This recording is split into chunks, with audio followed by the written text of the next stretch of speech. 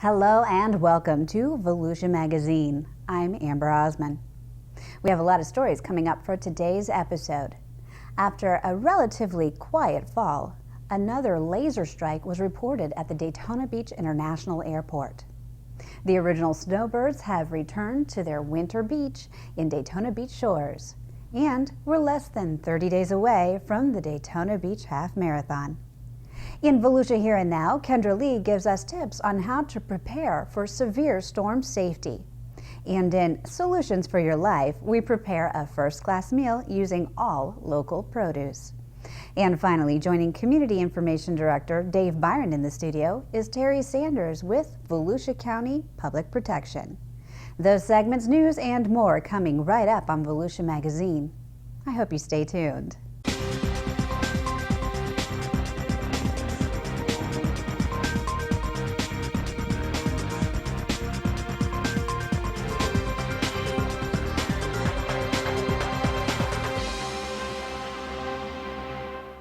There's a growing safety problem in the airline industry involving lasers being pointed at airplanes, and authorities in Daytona Beach are cracking down on violators.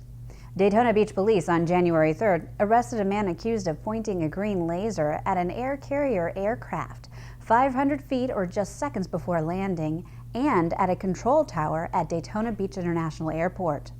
The man was charged with pointing a laser light at a driver-pilot, which is a felony. Nationally, the number of laser strikes on airplanes is growing, even as the federal government enacts tougher penalties for people caught shining the devices. The maximum penalty for pointing a laser at an aircraft and interfering with the operation of an aircraft is 20 years in federal prison and a fine of up to $250,000. And the FAA can pursue a civil penalty of up to $11,000 for each violation. The Federal Aviation Administration recorded 3,894 laser strikes in 2014. That's the most current data available. This was the first laser incident at Daytona Beach International Airport this year. In 2015, there were 15 strikes over the past 6 months. These incidents occur when a pilot is hit by a laser pointer from the ground aimed at an aircraft, usually upon takeoff or landing, which is especially dangerous. The majority of reported incidents have come from the beach area. But the most important reason is when pilots are getting ready to land or on the approach, their nighttime vision is conditioned for the runway environment. The lighting, the cockpit lighting on the flight deck is turned way down low so they can see outside all of the visual cues that they need to make a safe landing. When we do get a laser event, an unauthorized laser event, depending on how the airport is contacted, airport operations, there's a call tree, a notification tree that happens, and the FBI is part of that. Local law enforcement through Volusia County Sheriff's Office and Daytona Beach Police Department are notified as well, and we try and apprehend the person. Most recently we did. Even though the laser projects a small millimeter-sized dot close up, at longer distances the beam can be many inches across. When the beam hits the windscreen of a cockpit or a canopy of a helicopter, imperfections in and on the glass spread the light out even more, which can temporarily blind a pilot and make it impossible to safely land the aircraft. Blake said laser activity typically increases during special events beachside when more tourists are in the area. Airport officials urge anyone who sees activity dealing with lasers pointed towards aircraft to call 911 immediately. Seagulls and Florida's beaches are a natural pairing, but most seagulls spend most of the year up north. The annual migration to Florida usually begins in September. The biggest influx of gulls began in late November, with most of them heading to their favorite hotspot, Daytona Beach shores. In fact, the city hosts the largest concentration of gulls on any beach in the United States. At times, more than 50,000 gulls walk, wade, swim, and soar along the world's most famous beach. In this particular spot in Daytona Beach shores, the birds just continue to come in from all over the area. Many of them from the landfill, others coming from offshore, behind the shrimp boats and such, others coming from the river, and they all converge on this strip of beach in Daytona Beach shores. Do we know why they do that? Well, that's a great question, and no, we really don't know the mind of the gulls, but one of the things is, unlike most of the coastline, both north and south, the area in Daytona Beach shores and Daytona Beach has a very broad, flat, sandy beach. The same reasons we can drive on it also makes it very easy to stand on it. More than 14 species of seagulls spend the winter in Volusia County, but laughing gulls are the most common, making up about 3/4 of our gull population. With their crisp black head and raucous calls, they soar above the beaches and swoop in for small fish, crustaceans, and handouts. Ring-billed gulls are the most common gull on the west side of the county, although there are far more gulls along the coast. Seagulls spend the early part of the day at the Tomoka landfill and along the Halifax River and other inland waterways. Around 3 p.m., they head for the beaches. When it gets dark, they fly offshore and roost on the ocean waters just beyond the breakers. Large concentrations of gulls can be found up and down the county's beaches, but the best viewing area is in Daytona Beach shores between 3 and 6 p.m. The Marine Science Center in Ponce Inlet is also home to the Mary Keller Seabird Rehabilitation Sanctuary. For more information about Volusia County's seabirds and sea turtles, you can go online to marinesciencecenter.com. There are only 3 weeks left before the Daytona Beach Half Marathon 7 at Daytona International Speedway. Volusia County government and the Speedway have partnered to produce the popular running event that features a half marathon relay, and a 3.1-mile lap track 5K. Runners will experience the excitement of race car action as they run inside the newly renovated Daytona International Speedway. The race car theme continues throughout the course, including course marshals dressed in racing suits like this one being modeled by Community Information Manager Joanne Magley. Runners also receive a sizable finisher medal. Recently, Runner's World magazine ranked the Daytona Beach Half Marathon in its top 10 list for the best post-race parties. Among other perks, all runners receive a pancake and strawberries and champagne breakfast and have a chance at a number of door prizes, including 2 tickets to the Richard Petty driving experience and round-trip airline tickets on JetBlue Airways, which began nonstop service to New York City out of Daytona Beach International Airport January 7th. County Manager Jim Deneen believes the event planned for 2016 will have a lasting and positive impact on tourism in the area, and it will attract a number of families. And we're really rebranding and changing the whole character. What we're doing is taking a simple half marathon and really sort of catching up with what's going on in the running community. And that is, we're going to do the half marathon. First of all, I moved it to February. We put it 2 weeks before the 500. Because that's when the lull is in terms of hotel rooms. And it's a beautiful time weather-wise. And you think about who you're competing with. If you're competing with Northern races, pick a weekend, okay, that's probably the worst you can. I'd say first weekend in February is one of the worst. Well, we'll be the beautiful place to come. We'll be the place when you're done, tired of training in the snow, you come here. But we wanted to make it bigger than the half marathon, not in length, but in sort of the appeal. And what we're really looking for is to make it a big family event in this community that draws families in. And the way you do it is you keep up with what's going on in the racing world. Now you got an opportunity where people come down as a family, somebody can run the half marathon, people could split the half marathon, and you also can do the 5K. Now you got an event, and here's the beauty of this. The 5K starts after the half marathon. So what happens is, while they're doing the 5K, because it's a shorter distance, they're in the track, they can't miss each other, and they can still do the 5K and watch somebody across the finish line. Then they all go together because they all get the breakfast, they all get the raffle prizes, they all get a medal, And they can all sit down to breakfast and then see if they win a big prize on the raffle prize together after, as one big family event.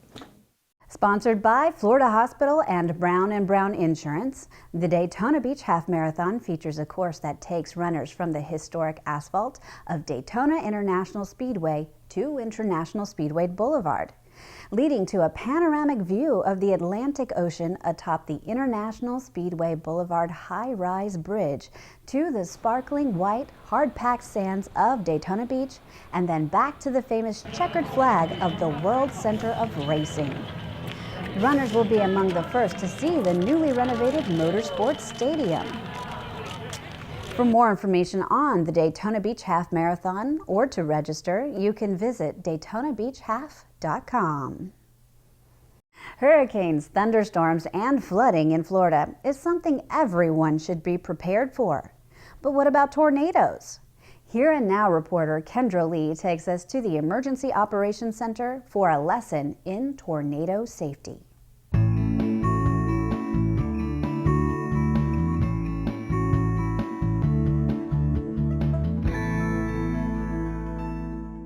Many don't think of Florida as a tornado-prone state, but Florida is actually one of the most tornado-prone states in the country. This year, Florida is experiencing an El Nino year. Emergency Management Planner 2, Larry LaHue, explains what El Nino is and what it means for Volusia County. An El Nino occurs when there is warming in the Pacific Ocean, and we are currently in a El Nino season. These occur regularly. It's seasonal, as opposed to La Nina, which is cooling of the water. But right now, the El Nino is predicted to be the strongest on record, and records go back to the 1800s. Unlike the cold La Nina phases, El Nino is the warm part of the El Nino oscillation cycle. During an El Nino phase, the jet stream shows a dip in the eastern Pacific, causing a huge effect on weather in North America. Unfortunately, this change also creates optimal conditions for tornadoes. Florida gets the most tornadoes as a second in the country for the number of tornadoes it gets. I think since 1959 there have been 100 tornadoes in Volusia County. People don't tend to think about tornadoes or Florida as being a tornado-prone area, but we're fortunate that normally they're not very strong. They're EF0 or EF1. EF ratings rate the strength of tornadoes by wind speed and damage. In the U.S., an EF0 ranges from 65 miles per hour to 85 miles per hour, whereas an EF3 can get up to 165 miles per hour. That's why residents need to be prepared. And the best thing you can do to be prepared for a tornado in our county is to have a weather radio. They will alert you in the middle of the night of a tornado. They'll also alert you of severe thunderstorm warning. Weather radios are sold at all major retail stores and cost anywhere from $20 to $200, depending on various features each may have. But preparedness also means having an emergency kit. Some of the things you should have in your kit are definitely a flashlight, your weather radio, and a first aid kit. Preparedness doesn't stop there. Practicing a tornado drill with your family is key to being prepared in the event of an actual tornado. Do a family plan ahead of time. You're going to look for the smallest room inside of your house, put the most walls you can between you and the tornado, and stay safe in there. Have a communication plans with your family in case for some reason you would get separated. Have a meeting spot close and have a meeting spot a little further away. Make sure your kids know phone numbers. Tornadoes can happen anywhere, but be sure to know your tornado drill procedure no matter where you may be. Schools, they have a plan in place. The teachers direct their students where to go. At home, you need to go to the inside of your house, the interior rooms. You need to put as many walls as you can between you and the storm. If you're in a vehicle, you need to, if you're exposed to the tornado coming, you need to get out and get into a ditch, a low area. To learn more about tornado preparedness, resources, and El Nino, visit volusia.org/emergency. For Volusia Here and Now, I'm Kendra Lee. Lisa Hamilton invites the chef from Cress Restaurant to prepare a farm-to-table meal using produce grown in the teaching gardens at the Volusia County Extension Service.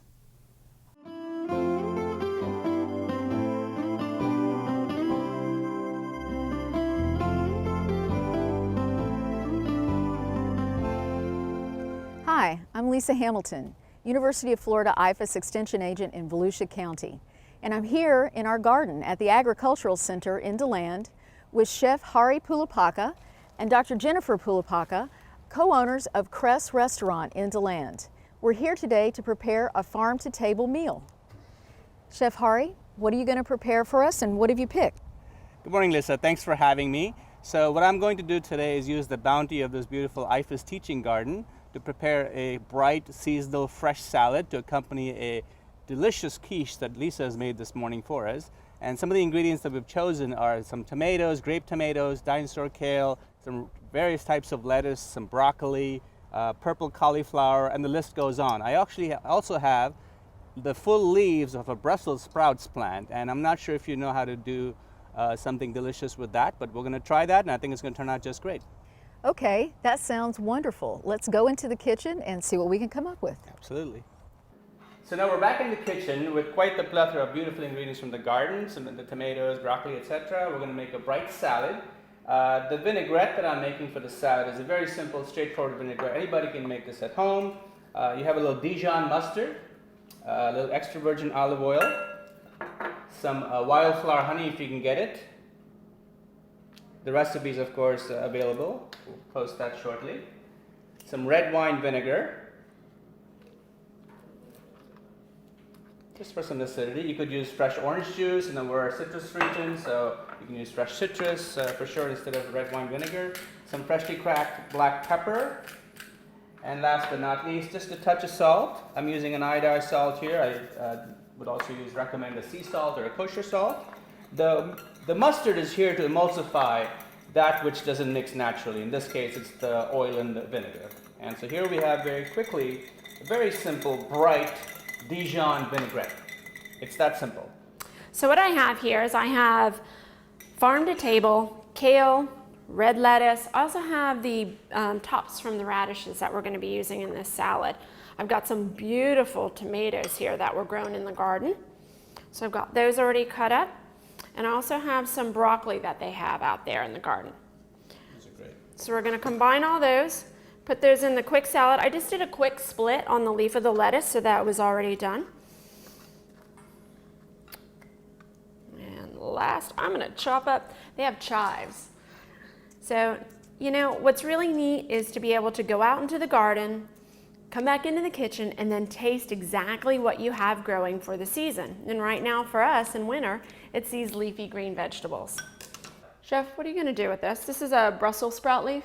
So Brussels sprout leaves, now from a distance out, these are collard greens, and they're not, but they're very hardy and they're very tough, if you will. So the best thing I would do, the natural thing that I can think of, is to just do a fine chiffonade, you know, roll them up, cut them into long sleeve strips. I have a hot pan going here, and we're just going to simply start with some extra virgin olive oil and take these finely shaved Brussels sprouts leaves, some of those chives, which you've inspired me with, some broccoli, and some cauliflower.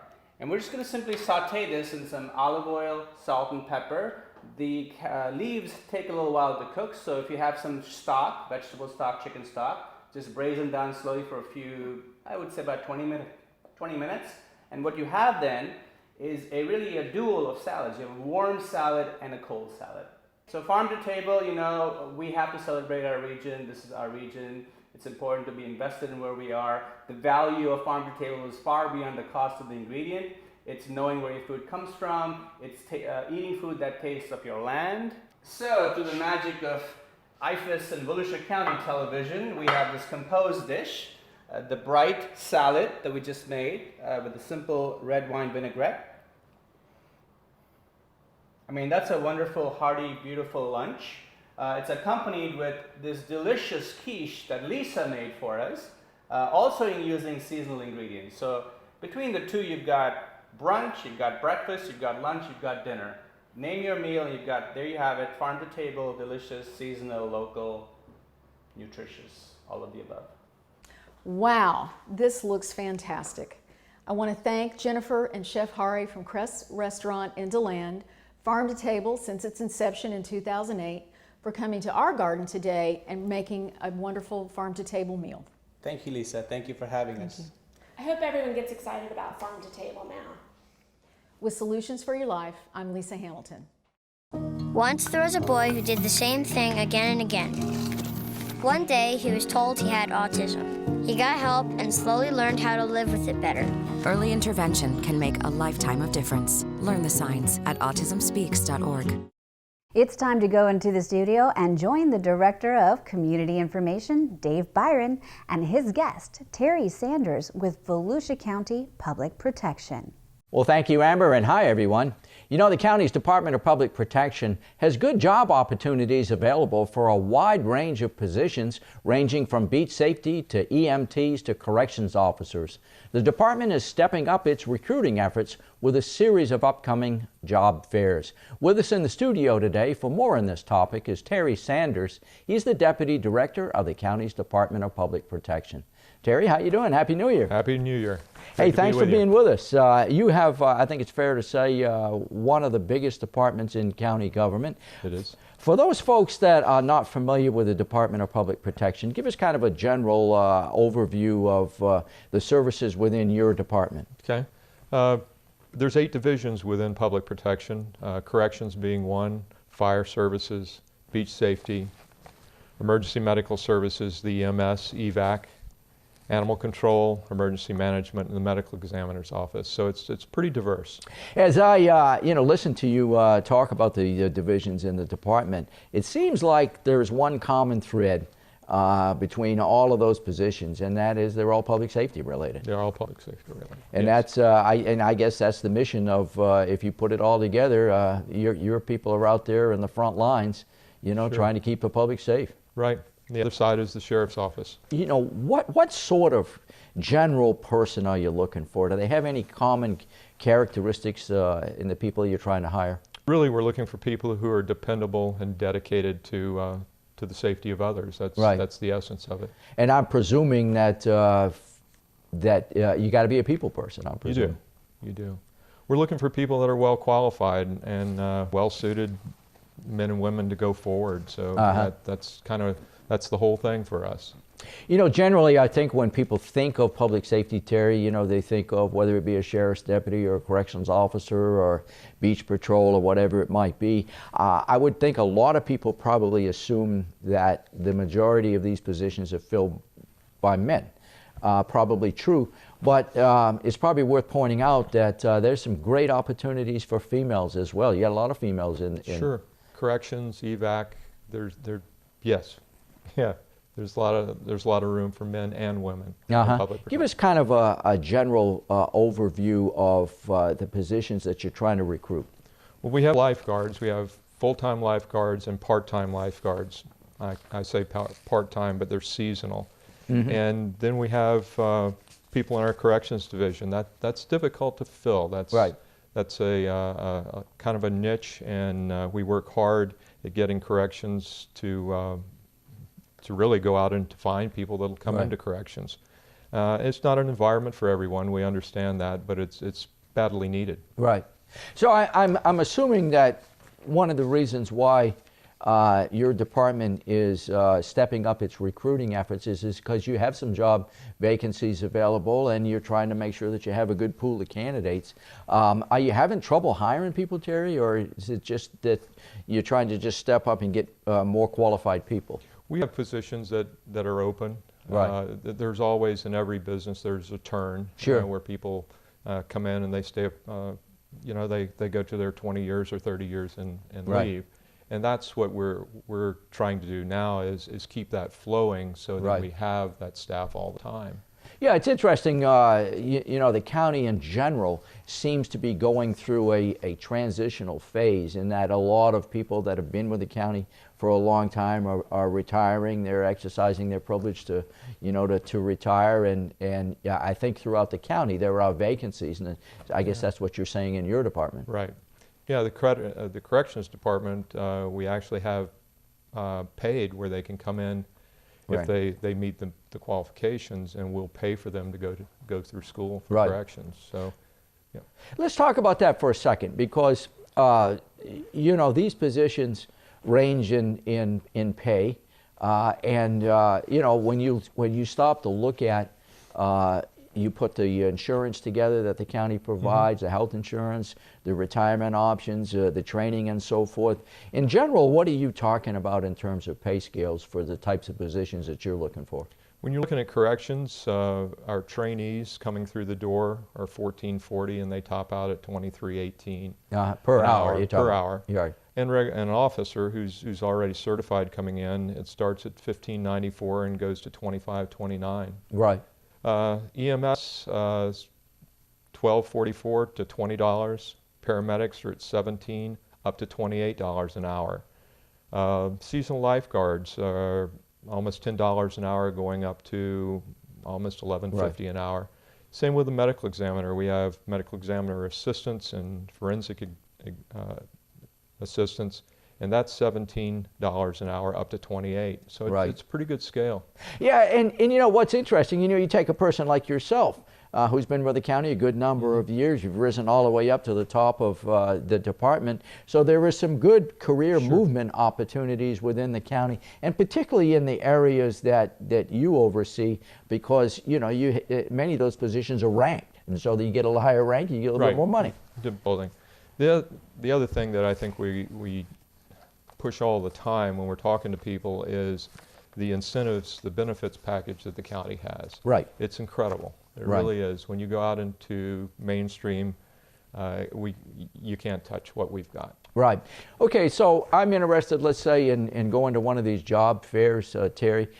In general, are there some minimum qualifications that I need to meet, or who are you targeting for these job fairs? Well, it has to be somebody, again, who's dependable. They have to be resident of the state of Florida. What kind of training? If they're coming with other training from another agency, that helps us a whole lot. Right. So there's a number of different venues by which we look and we try and grab people, if you will, and bring them into the organization. Well, Terry, I want to thank you for sharing the information. And by the way, I want to congratulate you. You've been elevated soon as the director of the Department of Public Protection. Your boss, George Rechtenwald, is moving up the chain, and so you're starting a whole new career after a good number of years in leadership with the Sheriff's Office. So looking forward to it. You're back at it again. Back at it again. Our guest today, Terry Sanders. He's the Deputy Director of the county's Department of Public Protection. Again, Terry, thank you very much for being with us. It's my pleasure. And with that, Amber, we'll go back to you. Thanks, Dave, and thank you too for watching Volusia Magazine. If you have any questions about the show, you can feel free to give us a call at any of the numbers you see listed here, or you can log on to volusia.org and click on the News tab at the top of the screen to find us. Incidentally, you can find the County Council's meeting calendar there too. In fact, you can use volusia.org to find out about meeting dates, workshops, topics of interest, activities, and how you can become involved. And we hope you won't forget to listen to Volusia Today. That's Volusia County Government's weekly public radio broadcast. Volusia Today airs every Tuesday, Wednesday, and Sunday mornings on the local radio stations you see on your screen. For Volusia Magazine, I'm Amber Osman. Have a wonderful evening.